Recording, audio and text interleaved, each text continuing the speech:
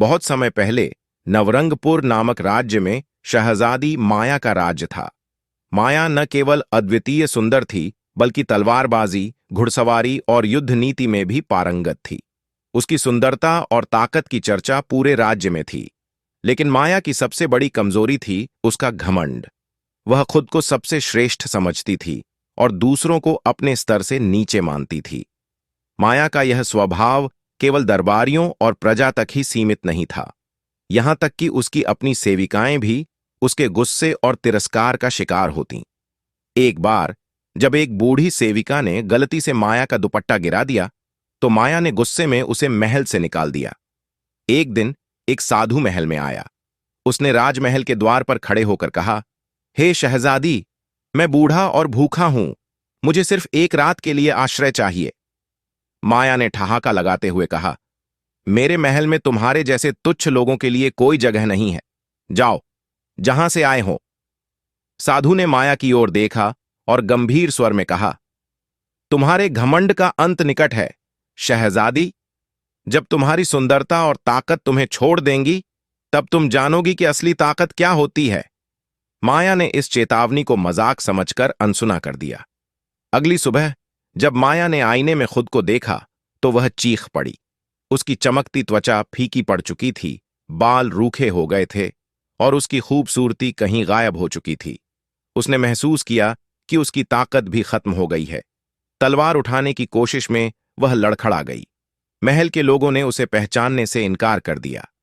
यहां तक कि दरबारियों ने भी उसे धोखेबाज समझकर महल से निकाल दिया। माया अब अकेली और असहाय थी। माया गांव-गांव भटकने लगी। भूख, प्यास और थकान ने उसे तोड़ दिया।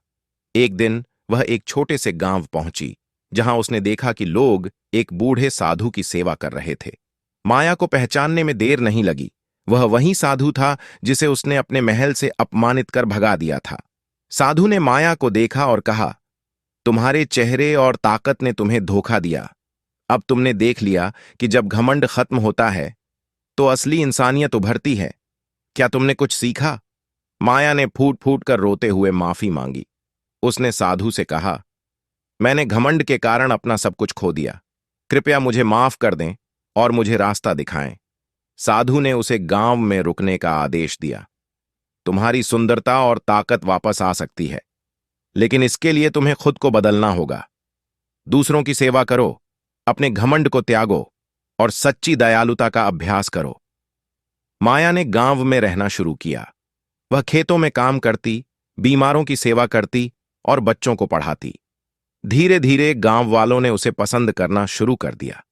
माया ने महसूस किया कि असली संतोष दूसरों की मदद करने में है।